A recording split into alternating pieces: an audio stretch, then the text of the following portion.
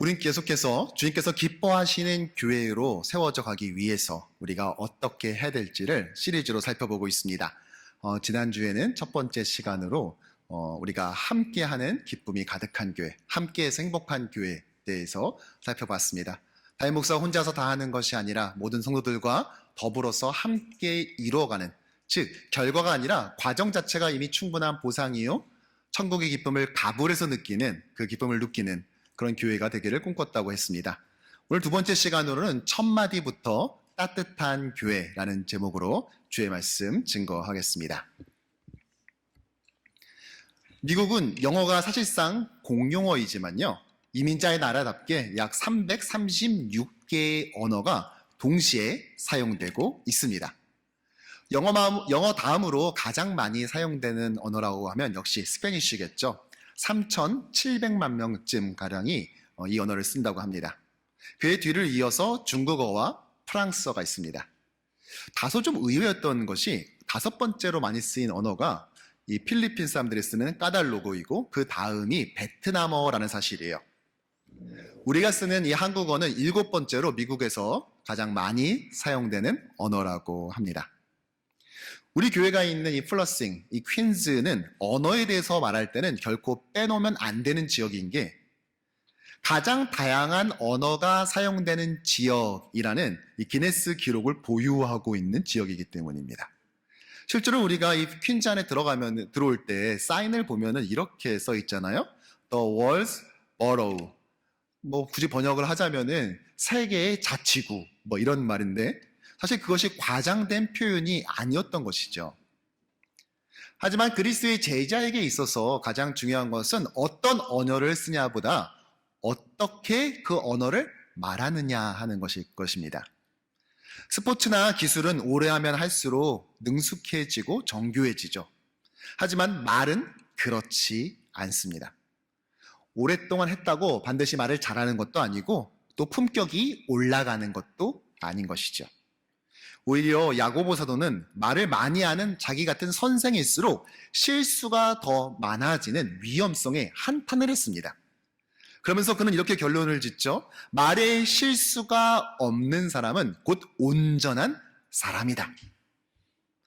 나아가 그리스도의 이 언어 생활은요, 교회의 건강성에도 직결되어 있습니다. 실제로 교회 안에 크고 작은 여러 문제들이 발생하는 원인을 끝까지 캐다 보면은 부주의한 말에서부터 시작된 경우가 참 많이 있어요. 따라서 우리 교회가 어떻게 주님 기뻐하시는 교회가 될까를 고민하고 있는 우리에게 있어서 주목해야 될 하나의 성경이 있는데 바로 우리가 읽은 이 에베소서입니다. 우리가 흔히 에베소서 하면은 바울이 감옥 안에서 쓴 옥중서신이라는 것만 잘 알려져 있는데요.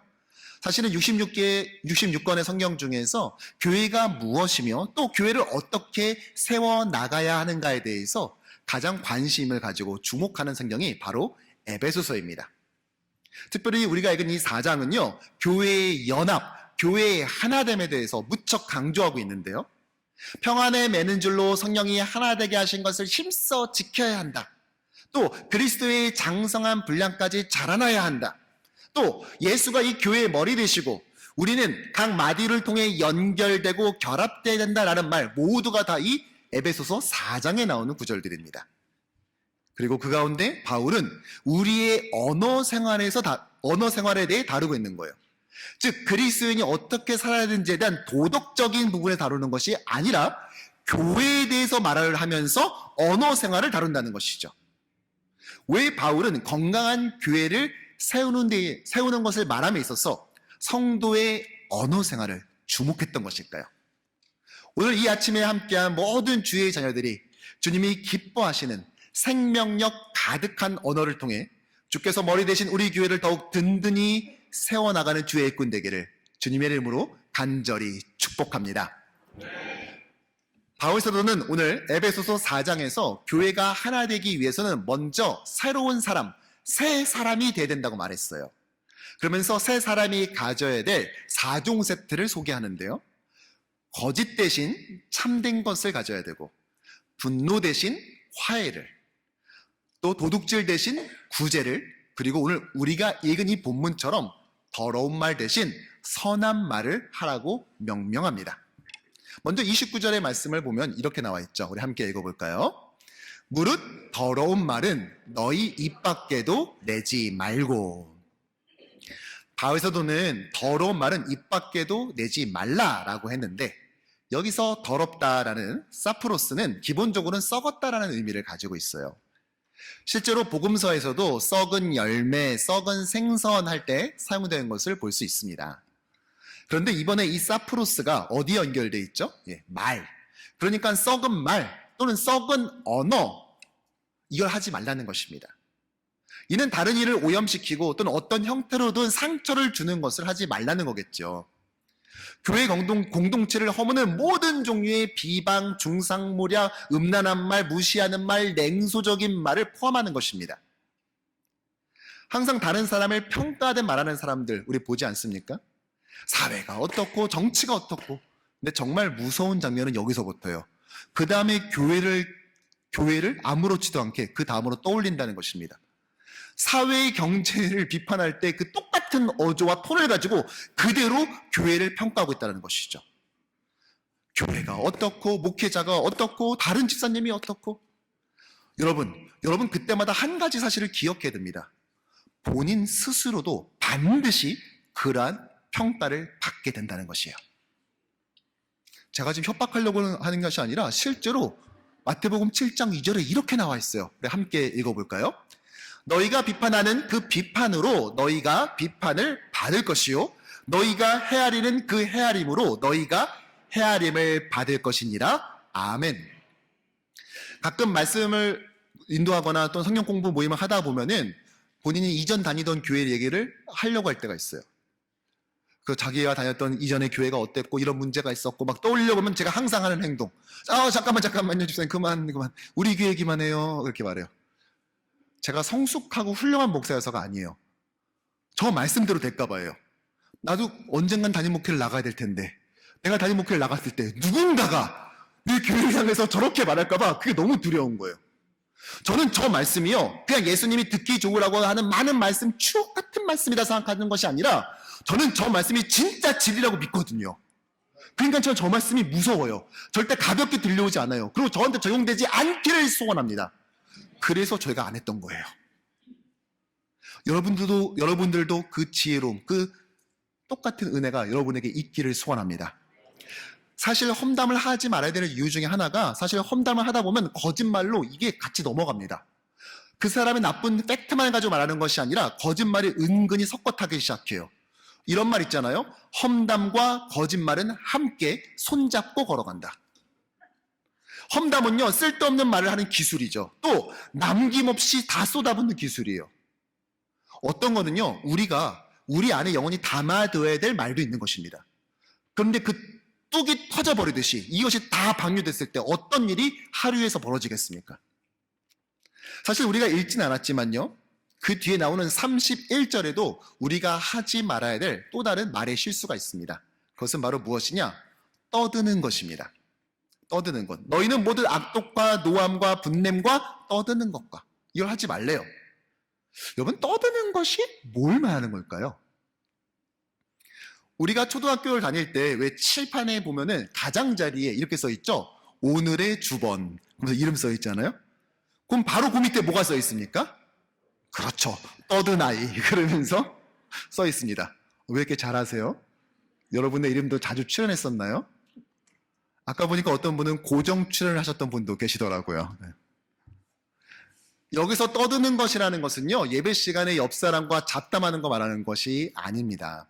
이 단어는요, 혈기를 부리고 소리를 버럭버럭 지르는 것을 의미하는 거예요. 바울은 이런 식의 언어 생활을 버리라는 것입니다. 실제로 이렇게 떠드는 것, 즉 다른 사람을 위협하는 그런 현상을 가끔씩 이민 목회를 하다 보면은 보게 됩니다. 참 가슴 아파요. 자신의 주장을 관철시키는 잘못된 방법을 택하는 것이죠. 자꾸만 겁을 주죠. 그냥 평화롭게 본인 하고 싶은 이야기를 하시면 되는데 굳이 본인 말대로 하지 않으면 교회에 어마무시한 일이 벌어질 것처럼 그렇게 위협을 하고 과장을 합니다. 사실 목회자는요 몰라서도 속지만 알면서도 속습니다. 굳이 그렇게까지 표현해야만 되는, 또 그렇게 하셔야만 되는 그분의 그냥 마음을 그냥 들어드리는 것이죠. 제가 주목하는 건 이거예요. 왜 자꾸 그런 식으로 말하려고 하는 걸까? 많은 분들이 그 이유를 이렇게 말하더라고요. 아마도 미국에서 아시안이 소수이다 보니까 주류 사회의 나의 주장이나 생각을 펼쳐나가기가 쉽지 않게 되고, 교회에서나마 그냥 이런 방식으로라도 영향력을 행사해 나가면서 자신의 존재 증명을 하려는 노력 아닌가라고 말이죠. 저는 이것이 정확한 분석인지는 잘 모르겠어요. 그러나 한 가지는 정확히 합니다. 이런 식으로 말하는 것은, 위협하듯 말하는 것은 결코 성령이 기뻐하는 말하기가 아니라는 것입니다. 위협하듯 말하지 않아도요, 저는 충분히 들리는 교회가 되길 간절히 소원합니다. 여러분, 이런 교회 만드는 건 어때요? 이런 교회 문화를 만드는 건 어떻습니까? 내가 굳이 그런 식으로 말하지 않더라도 내가 이쁘게 말해도 충분히 우리 교회는 나의 목소리를 들어줄 수 있다, 내 목소리가 들린다라는 확신만 있다면 그래도 이렇게 하지 않지 않을까요? 이민교회에서 가장 따뜻하게 말하는 교회 어디야? 라고 했을 때 주저없이 효신교회잖아. 가장 품격 있는 언어로 말하는 교회 어디지? 뉴욕 효신장로교회지. 아니, 첫마디부터가 따뜻한 교회 어디야? 효신교회라니까? 여러분, 이렇게 말할 수 있는 교회 되는 건 어떻습니까? 무엇보다 바울 사도의 표현을 우리가 한 가지 주목해 볼 필요가 있어요. 이런 더러운 말, 부정적 언어에 대해서 어떻게 하라고 하죠? 자제해라, 조심해라. 아니죠. 입 밖에도 내지 말라입니다. 무슨 말이에요? 아예 시작을 하지 말라는 것입니다. 아예 이 컨텐츠가 입을 통과하지 못하게 하라는 것입니다. 오랫동안 국제 통역사로 활동하신 어떤 분이 자신의 경험을 책에 담아 출판을 했어요. 그런데 그 책 제목이 너무 인상 깊었습니다. 첫마디를 행운에 맡기지 마라. 말 한마디로 국익이 이리 갔다 저리 갔다 하는 정상회담에서는요, 처음 내뱉는 단어 하나, 문장 하나도 너무 중요하다는 거예요. 그런데 그걸 아무렇게나 생각나는 말할 수는 없다는 것이죠. 그런데 교회도 마찬가지입니다. 누가 어떻게 첫마디를 꺼내느냐에 따라서 이유 나누는 대화의 내용과 분위기, 질과 품격이 좌우된다는 것입니다. 이스라엘 백성이 광야에서 호르산을 떠나 길을 갈 때 백성들 사이에서 웅성웅성하면서 이런 소리가 들려요. 아니, 그러길래 왜 우리를 애굽에서 데리고 나와서 이 이름 모를 광야에서 죽게 하냐, 이러면서 원망하는 것이죠. 그 결과 어떤 일이 벌어졌습니까? 하나님께서 보낸 불뱀이 백성들 사이를 다니면서 물었고 많은 사람들이 죽게 되었어요. 여러분, 분명히 이때도 성경의 표현을 보면 하나님과 모세를 향하여 원망의 말을 꺼낸 첫 번째 사람이 분명히 있었을 거예요. 그 사람의 첫마디로 시작된 이 원망은 다음 사람으로 빠른 속도로 백성들의 심령을 잠식해 나갔을 겁니다. 발 없는 말이 천리를 간다고 하죠. 다리도 없지만 마치 내달리는 듯한 속도로 퍼진 이 부정적 언어는요, 다리도 없으면서 이스라엘 안 이곳저곳을 돌아다니며 사람들을 물었던 불뱀과도 같았다는 것입니다. 그러니까 이름 모를 첫사람이 던진 그 첫마디는 말 그대로 그 공동체를 죽이는 언어였다는 것이죠. 그러니까 두 번째 마디는 이미 늦습니다. 아예 처음부터, 첫마디부터 달라야 된다는 것입니다. 그런 더러운 말, 부정적인 말은 첫마디부터 내뱉지 말아야 된다는 것입니다. 아예 그 길로 들어서지 말아야 돼요. 대신에 우리가 해야 될 것이 있어요. 29절 하반절의 말씀인데요, 우리 함께 읽어볼까요? 오직 덕을 세우는 데 소용되는 대로 선한 말을 하여 듣는 자들에게 은혜를 끼치게 하라. 아멘. 덕을 세우는 데 필요한 말을 하래요. 이 말은 원래요, 집이라는 말과 세우다라는 말이 합쳐진 말이에요. 한마디로 집을 세운다라는 말이죠. 그런데 에베소서는 어떤 책이라고요? 네, 교회론입니다. 교회에 대한 책이에요. 바울은 이미 4장 12절에서 이렇게 말했어요. 이는 성도를 온전하게 하여 봉사의 일을 하게 하며 그리스도의 몸을 세우려 함이라. 그러니까 문맥상 오늘 덕을 세운다는 이 말은요, 주택 건축이 아니라 그리스도의 몸, 교회를 세운다는 것입니다. 중요한 것은 어떻게 세우냐는 거겠죠? 어떻게 세운다고요? 네, 성도의 말, 성도의 언어로 교회를 세운다고요. 성도의 헌신, 성도의 물질을 통해서도 교회는 세워져야 되겠지만 그 전에 먼저 성도의 말을 통해서, 언어를 통해서 교회는 세워져 나가야 한다는 것입니다. 즉 따뜻한 언어가 돼야 된다는 것이에요. 실제로 제가 사가족 사역을 오래 했을 때 보면은 우리 교회 왜 등록했어요? 라고 조사해 봤을 때 의외로 이런 답변 많습니다. 너무 따뜻하게 인사해줘서요. 따뜻하게 맞아줘서요. 제가 항상 스태프들에게 원했던 것이 있어요. 그냥 처음 보는 것 같으면 그냥 무조건 가서 오늘 처음 오셨죠? 하면서 서글서글 웃어라 라고 했어요. 이제 그러다 보니까 등록하신 지 20년 넘는 권사님한테 오늘 처음 오셨죠? 했다가 20년째인데요. 아유, 죄송합니다. 그러면서 가기도 하고 오늘 처음 오셨죠? 했더니 저 새로 부임한 전도사인데요. 아유, 죄송합니다. 이런 경험은 있었지만 그래도요. 그런 표정, 그런 말투, 그 따뜻한 말이 싫지 않았던 것 같아요. 가끔 이런 분들 계세요. 목사님, 제가 알고 보면 그렇지 않은데 좀 말을 거칠게 합니다. 근데 전 이렇게 권면하고 싶어요. 그냥 알고 보지 않아도 그냥 봐도 따뜻하게 말하는 법을 배워야 된다고요. 우리는 미국에서 지금 가장 바쁜 도시 살아가잖아요. 근데 언제 알고 봐요? 그냥 봐도 알아야지. 그렇지 않습니까?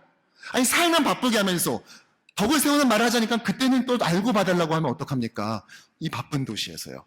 그냥 딱 봐도 알 수 있게 이쁘고 착하게 말하면 되는 거예요. 또 어떤 분은 이래요.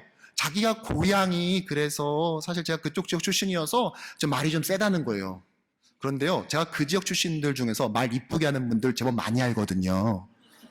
그러니까 우리 고향은 건들지 말고요. 그냥 교회의 덕을 세우는 말을 합시다. 신앙생활이 왜 자꾸 힘들어지는 줄 아세요? 자꾸만 빠져나가려고 하기 때문이에요. 제가 고깃집에 가니까 큰 글씨로 이렇게 써 있더라고요. 포기하면 쉬워진다. 여러분들. 다이어트 하려고 그냥 하지 않고 포기하면 쉬워진다는 거죠. 예. 마찬가지로 여러분들 어떻게든 말씀대로 안 살아보려고 애쓰지 마시고 피할 길이 있을 거야, 분명히 또 있을 거야 생각하지 마시고 그냥 순종하면 훨씬 더 쉬워집니다. 특별히 바울은 이렇게 30절에서 말해요. 우리 함께 읽어볼까요? 하나님의 성령을 금심하게 하지 말라. 그 안에서 너희가 구원의 날까지 인치심을 받았느니라. 아멘. 조금 난데없이 성령이 등장하는 것처럼 보이지만 그렇지 않습니다. 자세히 보면은요, 이 앞에 있는 27절에서도요, 또 다른 영적 존재가 나와요. 마귀에게 틈을 주지 말라. 무슨 말이죠? 바울은 오늘 성도가 덕을 세우는 말을 왜 해야 되는지를 말하면서요, 마귀와 성령 두 가지 영적 존재 모두를 의식하고 있다는 거예요. 즉 바울은 오늘 덕을 세우는 말을 하라 이 말을 가지고 도덕적 차원에서 접근하는 것이 아니에요. 바른 말쓰기 캠페인을 해서 우리가 다 같이 아름다운 세상 함께 만들어 보아요 이거 하자는 게 아니라고요. 바울은 지금 교회 얘기를 하고 있는 겁니다. 마귀는요 어떻게든 교회를 무너뜨리고 싶어 하죠. 그런데 어디로 틈탄다고요? 주로 틈타는 그 쥐구멍 중에 하나가 뭐냐면은 성도의 언어라는 것입니다. 성령님이 이것을 아시죠? 그러니까 그 말을 통해서 그렇게 되는 일이 없도록, 교회가 무너지는 일이 없도록, 교회가 슬퍼지는 일이 없도록, 성령이 근심하는 일이 없도록 언어를 회복해야 된다는 것입니다. 왜요? 교회를 위해서.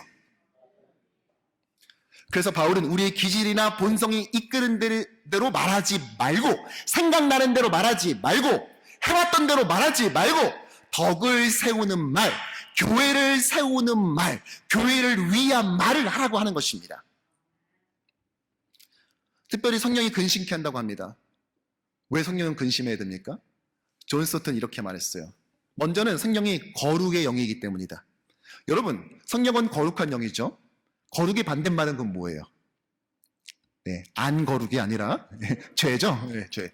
우리가 말을 통해서 죄를 짓게 되면 누군가가 낙심케 되고 죄를 짓게 되죠. 그러면은 거룩하신 성령님은 당연히 근심케 되는 것입니다. 근데 또 하나가 있어요. 성령님은 한 성령이기 때문이에요. 에베소서는 교회의 연합을 강조한다고 했죠. 2장 18절에서 우리 둘이 한 성령 안에서 하나님께 나아갔다. 4장 4절에서는 몸이 하나고 성령도 하나고 부르심의 한 소망을 받았다. 즉 에베소서에서 성령님은 방언을 주시는 분이 아니라 어떤 분이십니까? 교회를 하나 되게 하시는 분이에요. 한 성령이에요. 근데 이 언어 생활 때문에 교회가 분열되고 다툼이 있어지니까 성령님은 그것으로 인해 근심하게 된다는 것이죠. 그럼 도대체 우리는 언제까지 언어 생활을 조심해야 됩니까? 네, 그 안에서 너희가 구원의 날까지 인치심을 받았다. 즉 예수 그리스도께서 이 땅에 다시 오는 그날까지 교회는 언어를 통해서 교회를 세우고 서로를 보다듬는 따뜻한 첫마디를 내뱉어야 된다는 것입니다. 우리가 함께 그런 교회를 세워 나가야 된다는 것이죠. 그런데요, 특별히 제가 이 언어에 대해서 말하면서요, 오랫동안 고민해 오다가 올해 초에 통찰을 얻은 것이 한 가지가 있어서 오늘 나눠보려고 합니다. 여러분, 이 단어를 주목해 주시겠습니까? 바로 assume이라는 단어예요. assume. 이 단어의 사전적 의미를 찾아보면은요, 추측하다, 추정하다, 가정하다, 뭐 이렇게 나와 있어요. 그런데 보다 더 그 의미를 잘 살려보면 이렇습니다. 증명할 수 있는 것, 그러니까 근거나 팩트 없이 그냥 본인이 어렸을 때부터 자라온 그 문화나 환경에 근거해서 저거일 거야, 저거 맞아 라고 본인이 스스로 생각하고 받아들이는 것이에요. 확실한 근거도 없으면서 본인이 생각할 때 그런 것 같으니까 그런 걸로 믿어버리는 겁니다. 그리고 그것을 다른 사람에게 말하는 것이죠. 그거 그래서 그런 거다 하고 말이죠.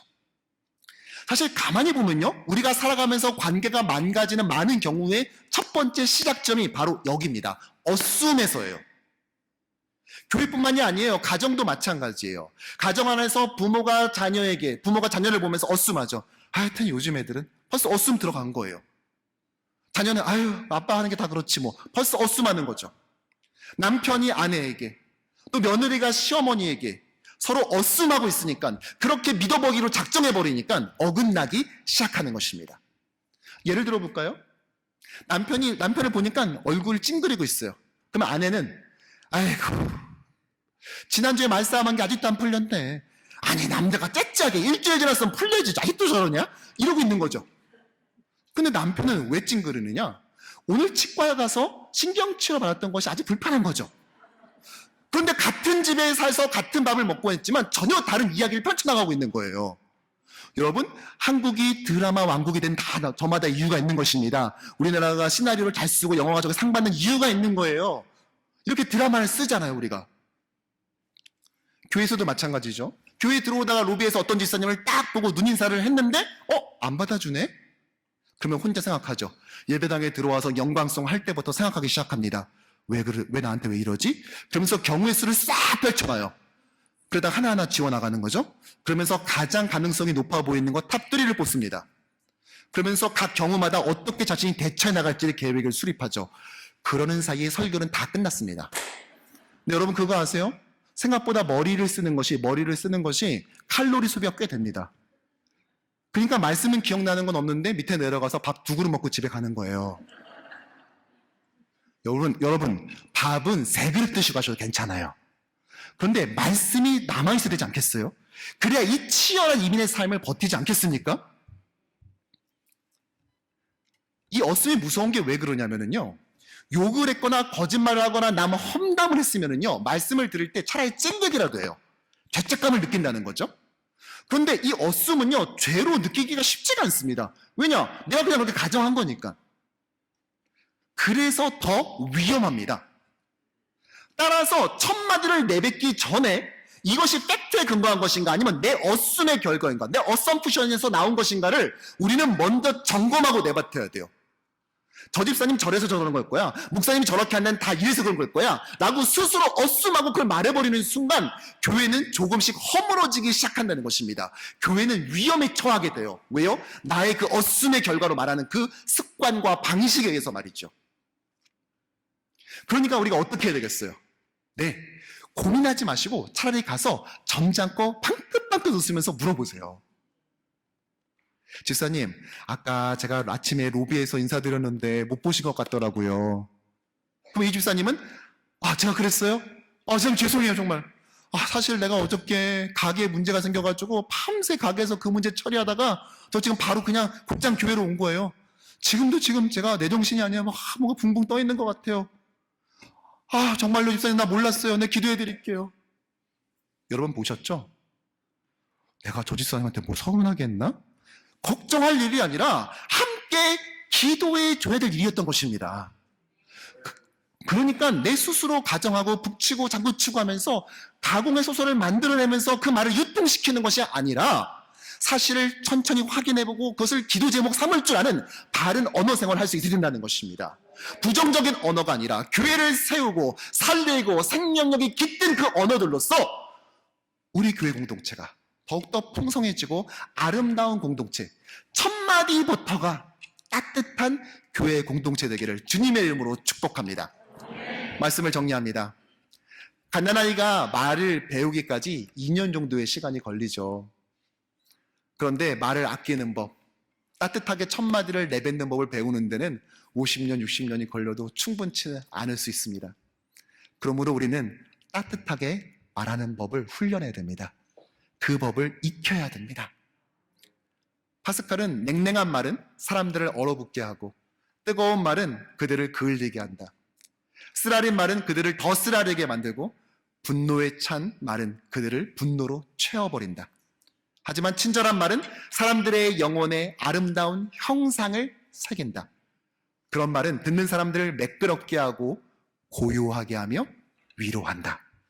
여러분, 우리는 지금 어떠한 말을 우리 교회 안에 유통시키고 있습니까? 사랑하는 성도 여러분, 우리의 신앙생활은 독창이 아니라 합창입니다. 이 땅을 사는 동안 우린 그래야 해요. 주께서 우리에게 허락하신 우리의 삶이 또 우리의 신앙이 그런 방식이기 때문이죠. 그러기에 우리는 각자 자신의 목소리를 돌아봐야 돼요. 나의 목소리가 너무 크진 않는지, 너무 날카롭지는 않은지, 이 공동체 안에 잘 섞이고 있는지, 그리고 장르는 잘 이해하고 있는지. 성가곡을 부르고 있는데 혼자서 트로트 창법을 부를 수는 없지 않습니까? 또한 우리는 이 합창의 평론가가 아닌 단원으로 부름받았음을 기억해야 됩니다. 하나님 앞에서 우리가 만들어갈 곡은 평가하는 것이 아니라 함께 만들어가는 것입니다. 그리고 공동체 안에서 노래하듯 말하는 것을 배우셔야 돼요. 따뜻하게 말하는 것이요. 굳이 알고 보면이 아니라 그냥 봐도 따뜻함을 느낄 수 있는 언어를 우리는 하기 시작해야 된다는 것입니다. 우리 공동체가 부르는 이 찬양의 유일한 주제요 관객이신 주님 앞에 우리는 우리의 언어 생활은 더 많이 성장해 나가야 돼요.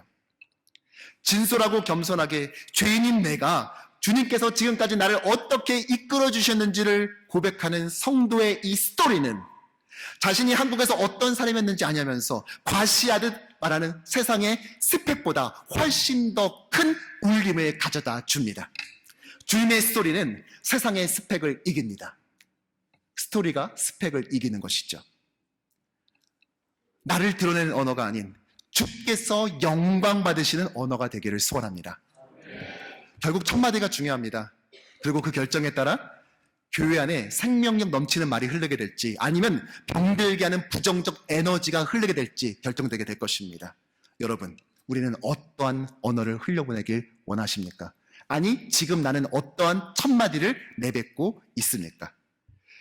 그리스도의 제자에게 있어서 언어의 거듭남은 선택이 아닌 필수 과제입니다.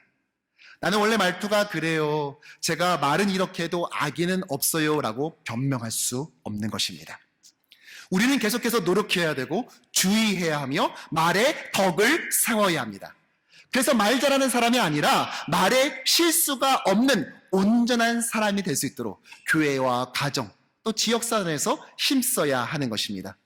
바라기는 우리 뉴욕 효신장로교회에 속한 모든 성도들이 이민교회에서 가장 따뜻하게 말하는 교회, 가장 품격 있는 언어로 말하는 교회, 그리고 첫마디부터가 따뜻한 교회로 세상 사람들에게 우리의 정체성이 드러나고 또 그것을 본 하나님께서 영광 받으시는 교회 될 수 있도록 또 그렇게 노력하는 우리 모두가 되기를 주님의 이름으로 간절히 축복합니다. 기도하겠습니다.